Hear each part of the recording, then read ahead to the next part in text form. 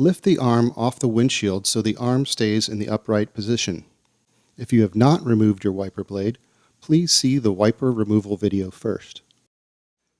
The connector you will be using has been pre-installed for convenience. Follow these steps for quick and easy installation. Note, this wiper blade features an aerodynamic design with a sleek built-in spoiler. You will need to ensure your spoiler is facing the correct position. The spoiler should always face towards the windshield. Slide the connector into the arm. There is a square button on the top of the connector that will click into place. Test to ensure the blade is secure.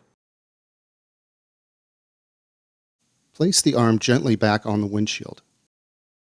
It's always a good idea to run a few test wipe cycles on your vehicle after installing new blades to ensure they are working properly.